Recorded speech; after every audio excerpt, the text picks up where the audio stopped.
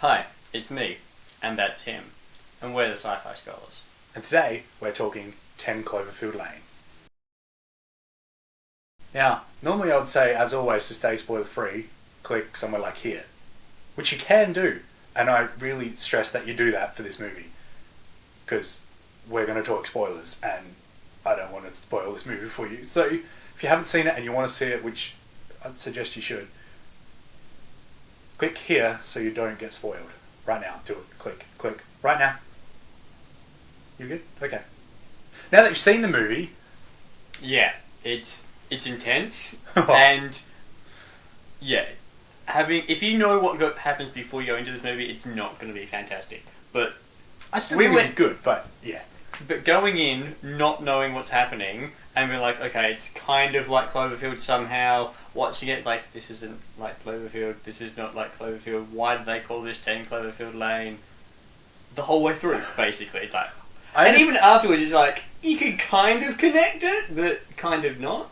And then, yeah, and that's exactly what actually JJ Abrams did say in interviews beforehand. He was saying, while it's definitely not a direct sequel, it's kind of like a sister or a cousin. They were just, as they were making it, they just felt like it had the Cloverfield DNA and reflected some of the dialogue in a certain way that did kind of give that perspective, and I can see how it could be connected.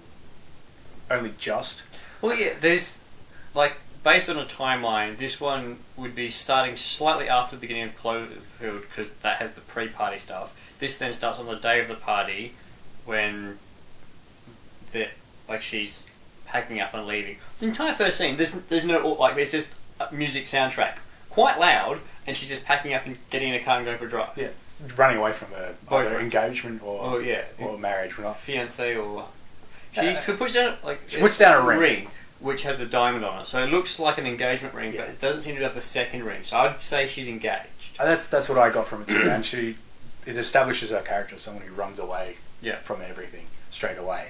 Which I thought that opening scene was really good, not showing any, not having any dialogue, just showing it all with this amazing score. Yeah, it's really flipping amazing score. So that scene would be before the party of Cloverfield. Then the rest of the movie, so then she's driving that night, some stuff happens, like she has a car crash, which would be the night of the party, and then that's basically when Cloverfield ends, because it's the next, that night and a tiny bit the next morning, and then 10 Cloverfield Lane is over an unspecified amount of time in a bunker, but it's been a while, because they have time to get a whole bunch of stuff done. There's a bunch of character development, they've learned stuff. And then, at the very end, she's gone from someone who runs away from danger to someone who's like, maybe I can go help someone else. Yes. So she develops Michelle. Yes. Michelle develops tons for this movie. And like the first one, it's centered around a very small cast. But unlike the first one, there's not background extras. Yes. There's like 3? We counted 4 actors you see on screen. Yes. So you got the 3 main cast, and there was that 1 extra woman, and then there's like 2 radio announcers. And the boyfriend, the fiancé Ben over the phone. Yeah. And then when they're watching they're watching a movie. Well, yeah. So there's... We shouldn't actually hear anything, it's just sound effects in that, actually. Yeah. Anyway. Yeah. So... Oh, and then I guess there's the people in the photos, but they are technically models. Yeah, models. So, but it's basically a movie about 3 people, and it just shows the 3 of them interacting the whole time. I thought it was brilliantly made. Yeah, it's fantastic, and so you see how, I guess you see each of the characters developing. Sometimes just by talking about their backstories now, and some of it just seeing them act on the screen. But you've got Michelle, who's a normal person who's just scared of everything. You've got Howard, who's the old guy who appears to be a serial kidnapper and just nutjob, who's conspiracy theorist who wants to just hang out with his own daughter. And then Emmett, who was like an all-star like a high school pro athlete kind of deal, who then freaked out about leaving his hometown and just never left. Yeah. And became like a Labour dude, and he's greatest regret is that he didn't leave. Yeah. So, which is fair enough. Yeah, and like he's still got his bus ticket from when he had the trip to the good scholarship for his college, but just didn't go. But he keeps it as his prized possession, basically. Which you find out after, like later on, after he admits that when she's going through his wallet. Spoil it after he dies. Yeah. So if you haven't watched it now, we've just spoiled everything. Well, not everything. True. We'll get there. We'll get there in a minute. What was I saying? Yeah, she's gone through a wallet in that emotional moment afterwards. Yeah. Oh, they freaking killed it. The actors, like it was engrossing. Like I was just there the entire time, and it was so slow moving, but so fast paced at the same time. Yeah. It was just perfectly paced the entire way through. That you like. You didn't. Who the heck is this Howard character? Who? Like what? Why is he? Oh, maybe he's not as bad as we think, but something is going to happen. But maybe it's not. He's not the bad guy here. Maybe he did just save her in a good-hearted way, and he just doesn't know how to relate. And then you're like, but something's going to happen. You just know that like something is going to happen. Are they going to break into the bunker? Is this something that's going to malfunction? Or and then they do that. Like the air filtration fails. Yeah, that was a very cool scene actually. Which then gives away his story. Which gives also is how they give away that Howard is a massive creep and has kidnapped a girl in the past. Yeah, we find out that a girl that he showed to Michelle to be his daughter Megan wasn't actually his daughter Megan, because it was a girl that Emmett knew from that town. Emmett had gone missing. And never got recovered, and so then, while it's never explicitly said, obviously he kidnapped her and ended up killing her, we assume, because he then pulls out this big massive vat of stuff that just disintegrates. Yeah, and that's what the scene where you see her up the top of the stairs with the help me on like from the trailer. Wasn't her writing that?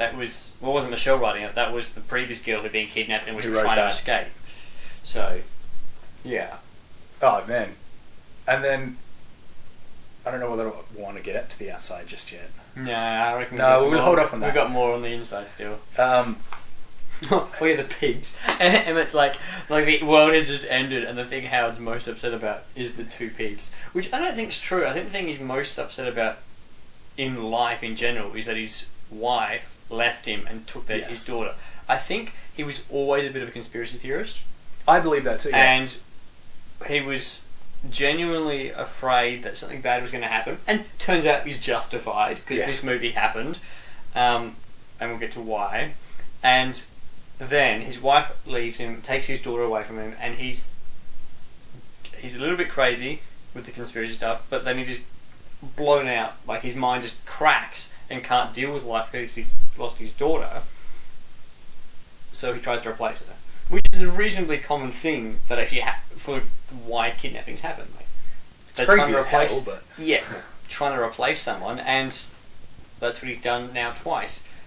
Like even the scene where Emmett's trying to get him to guess Little Woman, and he goes Little, like what Michelle is, and Howard can't say woman. He tries girl, princess, and then just flubbles them in between and keeps saying girl because he can't comprehend what else she is, and just can't, and then claims that Emmett wasn't precise enough, which is, you see that his psychology is stuck thinking that Michelle's his little daughter, where she's obviously not, and he never calls her daughter, but he kind of infers that she is. And he goes full on creep in the moment that Emmett and Michelle start realising what they're in, and so start planning to get on the outside and figure out what's going on and build their own like gas mask and everything, which is really cool. Yeah. And in that same scene where trying to get her to guess Little Woman,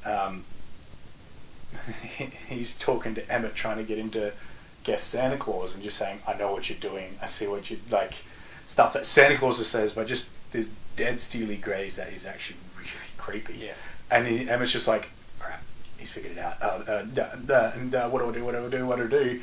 And then Michelle jumps in and gives the whole Santa Claus explanation, and then he gets all like pissed that she jumped in because it wasn't her turn. He's like, I'm taking that point. Yeah, but like he's the whole time he's got his own weird internal set of rules, and if people don't follow them, they're just screwed. Yeah, pretty much. But then what was I saying in that section? I had a line of thought that I've lost. Santa Claus. The Santa Claus. Oh, anyway. You'll come back to me. Yeah. So, yeah, the whole like, he's just doing whatever he wants, and then everyone else has to deal with it. Yes. But he's got this god complex in a way at the start, particularly in the first half an hour when you first meet him and stuff. He's just like, why haven't you thanked me for saving your life? You guys, I've saved both of you. Why haven't you freaking, thanked me? I'm sick of not being thanked for this.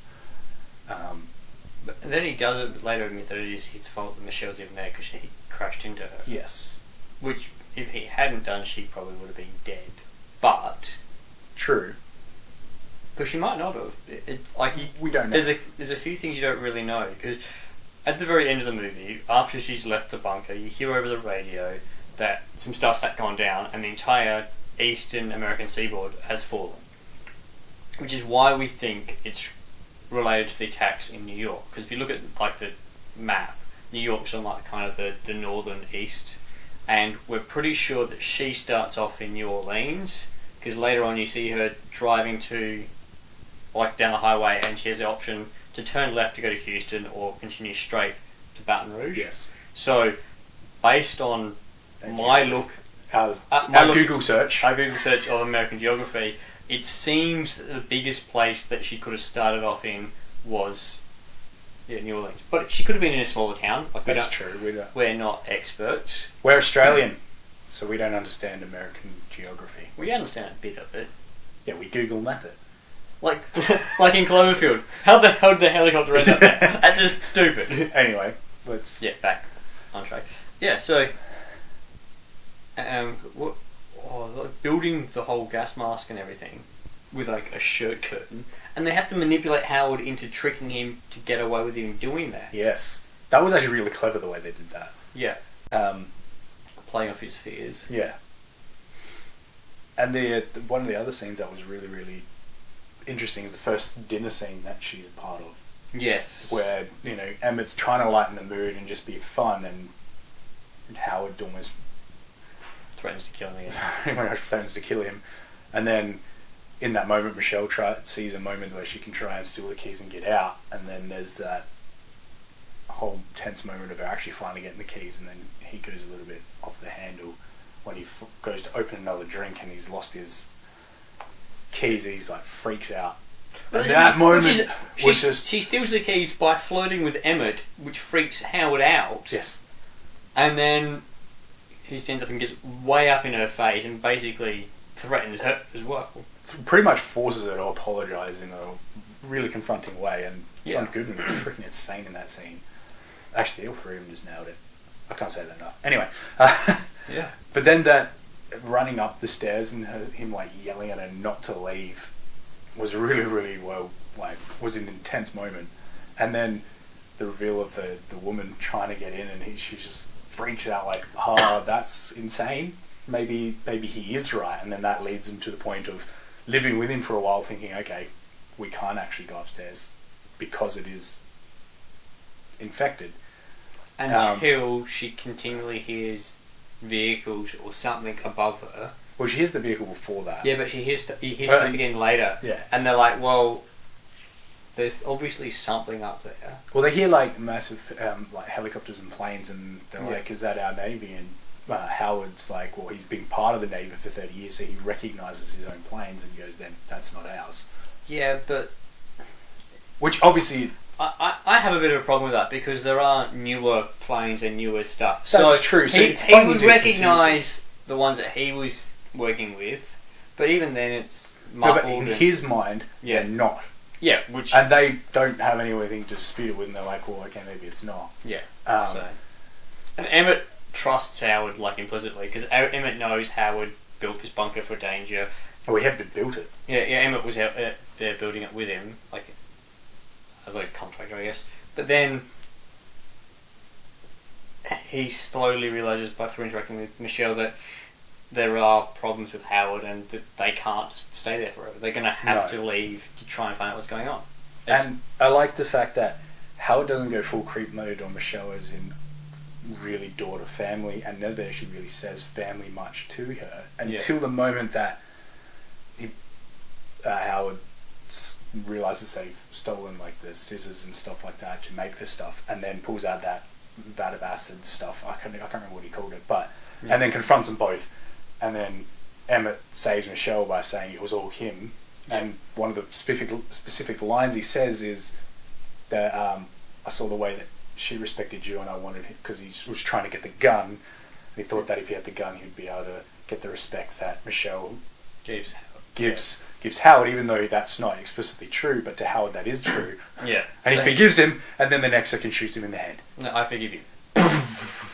And then the very next moment you see Howard, after he tells Michelle to leave, he's clean shaven, he's cleaned himself up, he's got ice cream, and he's all like fatherly, trying to be fatherly like she's like 10 years old again. Yeah. Well, not again, but like his daughter is. Yeah. And then goes into that full creep mode, and I was just like, it's interesting that from his perspective there's that click that she fully trusts him, but really she doesn't. And I just thought that was a really cool little moment. Yeah. And then then he comes back in and finds that she's got the suit there, and yes. Then she escapes back through the top air duct. And as she whacks him down, tries to get away a bit, then follows him through the house and then like burns him with the acid. Well, I liked that scene where she got trapped in his room and then just goes, screw it, tips over the vat, and he just falls into it, and she like gets over it and runs. Yeah, and then sets it on fire because it burns through like an electrical cable, which sparks a fire. So he's now getting dissolved and burnt. Then she runs back into her room and gets the suit that she's made, and then tries to get away. And then he's blocked her in, so she throws like a whole like cabinet of food on her, and takes him down again. Then she's climbing through the air duct, and he's like stabbing through it. But the intensity of it was really, really good. Oh yeah. The whole time insane. I'm just going, like, is she going to get stabbed? Is she? Oh. I just knew that she was going to survive, but I still was like, is she going to? Yeah, and then uses the trick that he taught her earlier about freezing metal. Yes. To actually get out. To break the lock for that the help. The hatch. The hatch that said help. And then that she saw earlier. Get out. She gets outside, and she's freaking out. Tries to get in the car. Car won't start because the key's not there. And then you hear birds. Yeah, and she realizes. Oh wait, you can breathe. Okay. So she takes off the mask. And then you see alien spaceship or some sort. Well, pretty much. Oh man, that's where the movie just goes. You feel like you've earned that though. Most movies. You've like survived this. No, you're dead. Like. But the thing that I like about this moment is that while most movies wouldn't be able to pull this off, where you've got this one movie and then in the last half an hour just like. Completely different. Like, completely different. But this movie, you feel like you've earned it. You feel like it paced it right. It just all of a sudden ramps up, and when she gets outside, she gets that moment. And so she goes to get in the car. Yeah. The other car, the lady earlier had come on, and the lady had turned her alarm on. Well, I think it's just an automatic alarm. Yeah, either way. It doesn't matter whether she did or not. But that's what alerts it. Well, no. Alerts this flying alien ship to her presence. Before that, she sees it and just is like, holy crap, what the heck? You got to be kidding me. It doesn't see her at first. I thought it had already dropped the thing down. The little guy. Maybe it hadn't. No, it hadn't. It drops the little guy after that. Okay. Anyway, so she's trying to get in, then she's freaking out, then so it drops something off, and then she can hear something coming through like the cornfield behind this newer car. And then hides in a barn. In a barn. Or some where sort. The dead lady was, and tries to get the keys. Eventually does and manages to shut that alarm off, which saves her for a moment. Then makes a run for the house, thinking that there's lights on. Yeah, which is actually the ship just behind it. Which at first you just think is a flying spaceship of some sort, and you're like, I'm thinking, how is it connected to Cloverfield? But at the same time, holy crap, this is amazing. Yeah. Then it reveals that it's the ship, and it starts gassing her, and she's like, oh, I need my mask. Which basically means if Howard hadn't been so anal about there being polluted air, she wouldn't have had her biosuit, which she'd built out of a shower curtain, like a bottle, like a soft drink bottle. Yeah. Salt packets and stuff to make her like a tape. gas mask and like gaff tape. So and then she finds like a little cut in her. When she first gets in the car, and really freaks out. And that moment was really cool. Actually. And then after that's when she takes the mask off. But then she gets the face mask saves her. She gets in the car, and as she's getting in the car, that little alien dog dunk onto the oh my goodness! face mask. Before she got in there, though, I would, if I was actually moved to the edge of my seat, I would have been sitting on the edge of my seat. Yeah. I don't think I've ever actually felt more tense in a movie. Yeah. Oh, well, the thing is, in the first one, everyone died, so I was not at all sure whether she was surviving this movie or not. No. Like Cloverfield, everyone dies basically. Well, we had some people we thought maybe could have survived, but this time Michelle survives, but that's it. So she eventually, I just realised what actually attracted the spaceship. It was the explosion. Oh yeah, of the building. The whole building explodes. Because the fire inside and that's right. The explodes comes over. And same with the alarm helps with that as well. Yeah, I remember now. Anyway. So then she's in the thing, manages to get. Also, then the spaceship picks up the car. Howard's like ute, and then she's going up in the air. So she looks around the car, and she actually finds the alcohol that she grabs in the opening scene, which Howard says that he regrets not grabbing from the car accident earlier in the movie. Well, he said he couldn't bring it. Yeah. Which I'm guessing he grabbed from the car, but didn't have time to get into the bunker or something. Possibly. Which I guess is what he has to have meant. Either way, yeah, it's still in the car, and then she makes a makeshift bomb. Molotov cocktail. Yeah. It's a Molotov cocktail, which I'm guessing she's learned from all his like conspiracy theory books, because that's how she learned how to make the gas mask and the bios. So throws like Molotov cocktails the mouth of a flying space. That was what was really cool. Is all of a sudden it's these tentacles that picked her up, and you're still thinking, it's a little like a metallic spaceship, and then it opens up, and it's a freaking mouth. Yeah. Which and I thought in that moment that was kind of the connection between Cloverfield for me, because it had a similar sort of look. And even that little dog thing is kind of similar to the little ones that are in Cloverfield. Yeah, totally different animal of sort, but a similar sort of. Well, similar size as well, and acts in a somewhat similar. Yeah, it did. Method. And that's where the for me the connections are really made, and makes you go, okay, that's kind of where they're connecting the two. Yeah. Without explicitly connecting the two. Yeah, and then so after that, blows up the flying thing, lands like all good because it kind of dies, and she. It doesn't just drop her, which is what I liked. It starts dropping, and then it kind of catches her before she then hits the ground. Yeah. Because she's like 100 feet in the air or something ridiculous. Yeah, she wouldn't have survived otherwise. But I like that little. It was tiny little split second scene that I picked up on, where it kind of like gave you that. It grabs back onto her and tries to pull her back up again while it's still dying, and it's falling out of the sky itself. So but that was just a little bit of realism added to it, which I really liked, because you went, oh, she's falling to her death. How the hell?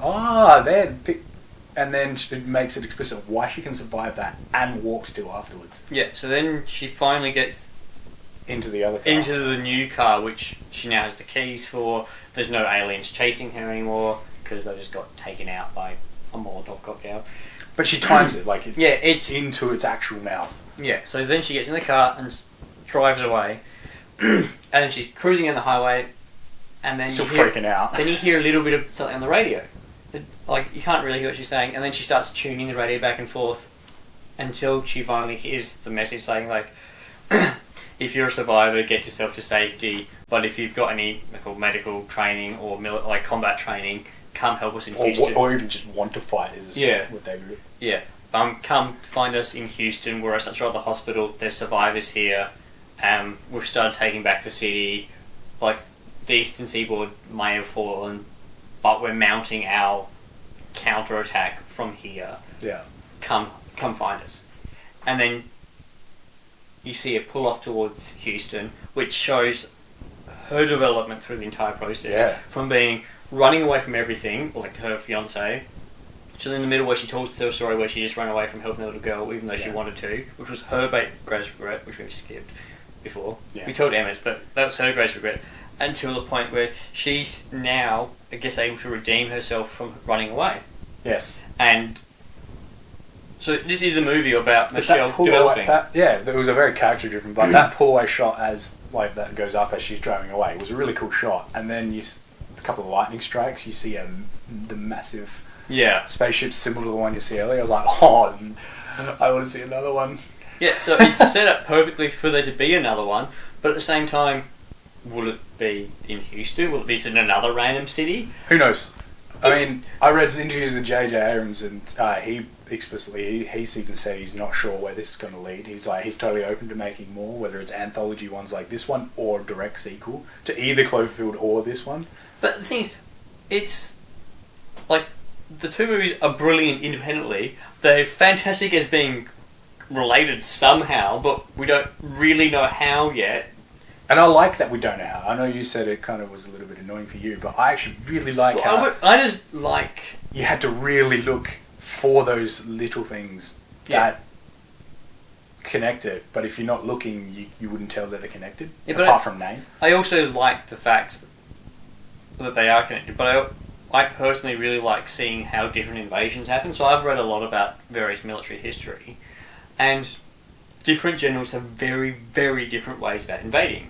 And so that's why I kind of find it annoying, because I wanted to see what the aliens' plan for invading Earth was. It seems to suggest that there was a massive pile of sea attacks which started with New York, based on what we know, and then now they've got like flying patrols, like ground patrols, but they're not quite winning, which is weird. If they had to nuke New York to take it the first big thing, maybe that they nuke a whole bunch. Like maybe half the American seaboard got nuked by the Americans trying to take out massive monsters, or maybe there was only one giant monster. Like we still don't know. We don't know, and that's the excitement about it. And it also suggests part of the reason maybe they couldn't take the Cloverfield monster is because they're covered in like space metal armor.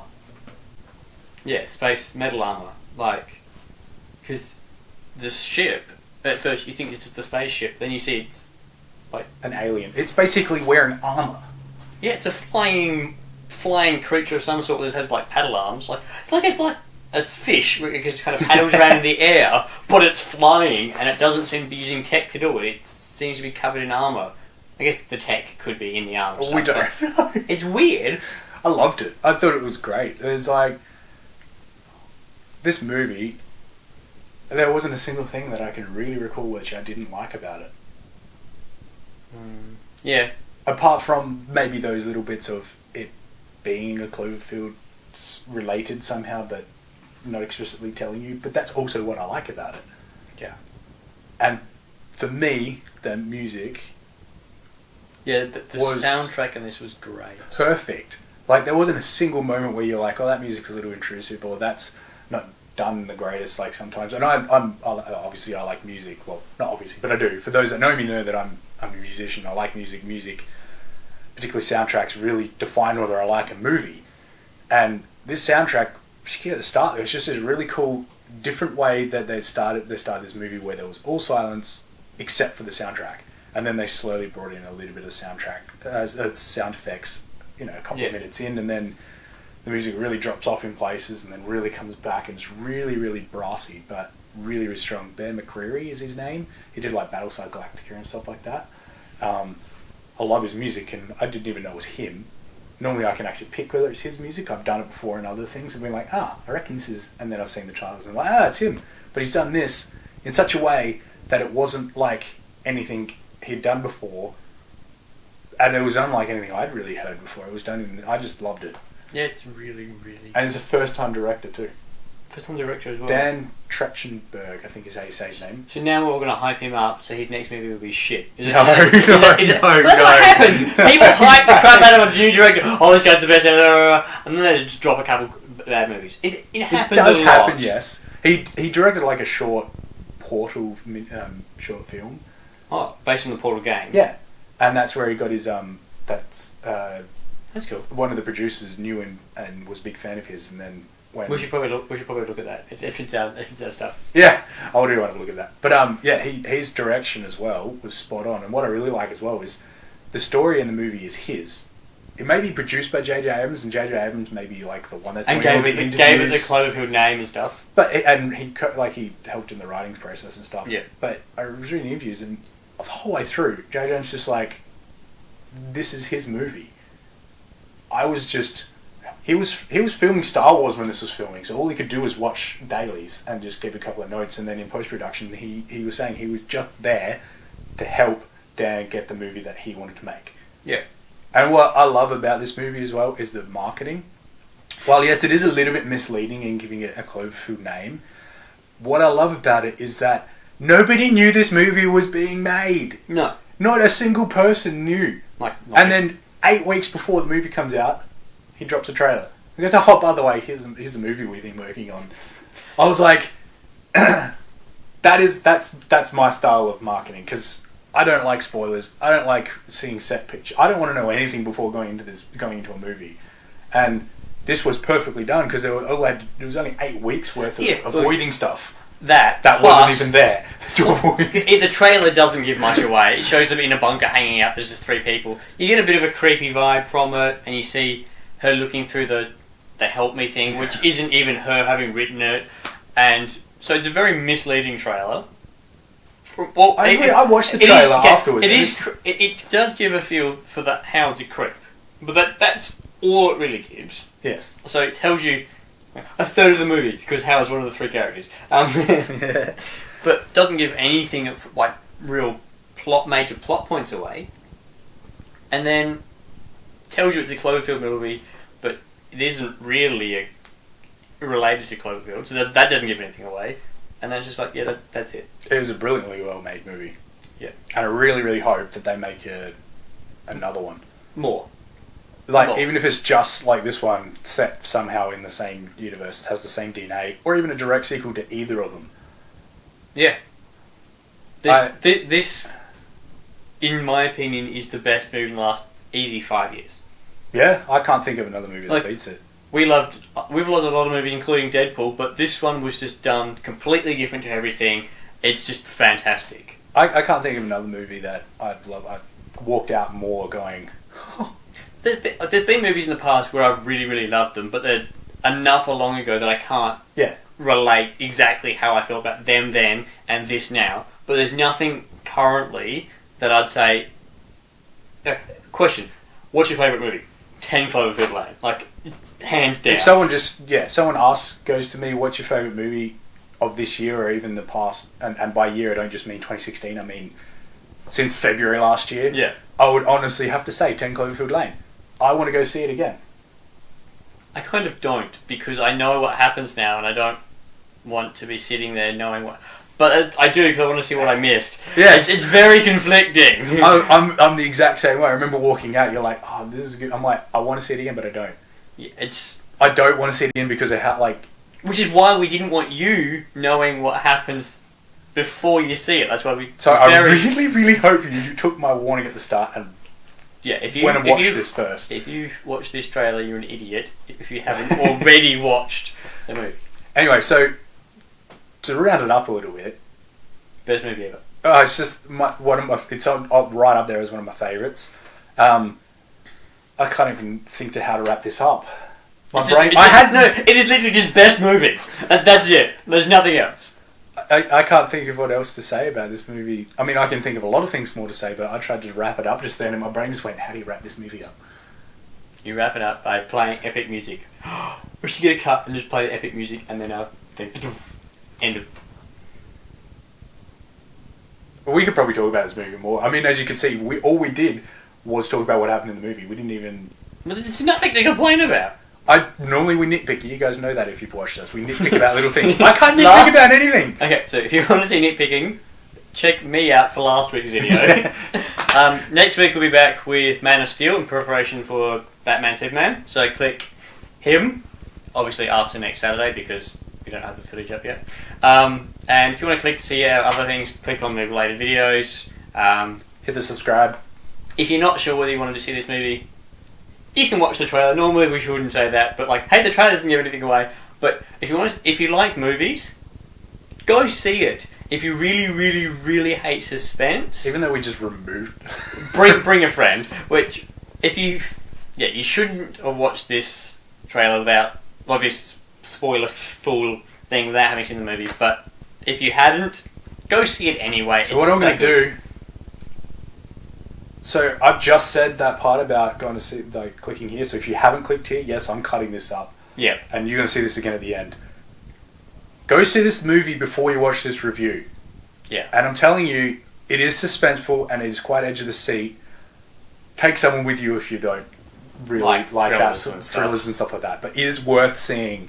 And it's worth seeing now, not waiting for DVD. Like, yes. You want the sound system, if you've got an epic bass sound system, maybe you'd get away with it, but it's still not the same. You want to go see this on the big screen, with the sound system. You won't regret it, let's put it that way. At night time. Yeah. We're just going to say, go see this movie. Cut. Now we're back at the end. Yeah. And so you just saw all that stuff at the start, now you're seeing it all again at the end. So we're just going to reiterate that.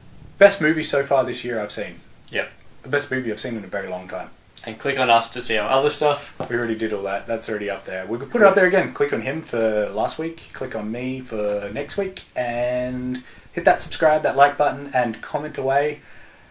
And make all your friends go see this movie. That's it. That's it.